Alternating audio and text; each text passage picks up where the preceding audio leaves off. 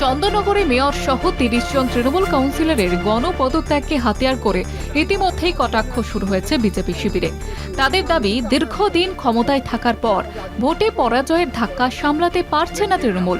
মানুষের রায় মেনে নিয়ে প্রশাসনিক দায়িত্ব পালন করার বদলে গণহারে পদত্যাগের পথ বেছে নেওয়া রাজনৈতিক ব্যর্থতারই প্রমাণ। ৩৩ ওয়ার্ডের চন্দননগর কর্পোরেশনে তৃণমূলের কাউন্সিলর ছিলেন ৩১ জন। তাদের মধ্যে ৩০ জনই পদত্যাগ করেছেন। তৃণমূলের একজন পদত্যাগ করেননি। বাম কাউন্সিলরের সংখ্যা ২, তাদেরও কেউ পদত্যাগ করেননি। চন্দননগরে তৃণমূলের ধস, পুরো বোর্ডে বড় ভাঙন, মেয়র সহ ইস্তফা কাউন্সিলরদের।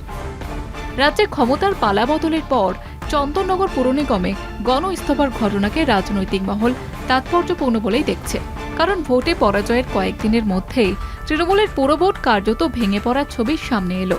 গেরুয়া শিবিরের একাংশের বক্তব্য, এতদিন প্রশাসনিক ক্ষমতার উপর নির্ভর করে পুর বোর্ড চলছিল। ক্ষমতার সমীকরণ বদলাতেই সেই কাঠামোর ভিত নড়ে গিয়েছে।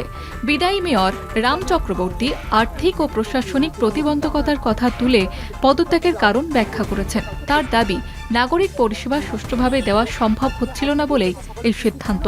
কিন্তু রাজনৈতিক পর্যবেক্ষকদের একাংশের মতে বিষয়টি শুধু প্রশাসনিক নয়, এর মধ্যে স্পষ্ট রাজনৈতিক বার্তাও রয়েছে। ভোটের ফলাফলের পর তৃণমূলের সাংগঠনিক মনোবল এবং স্থানীয় নেতৃত্বের অবস্থান নিয়ে যে প্রশ্ন উঠতে শুরু করেছে, চন্দননগরের ঘটনা সেই বিতর্ককেই আরও উস্কে দিল।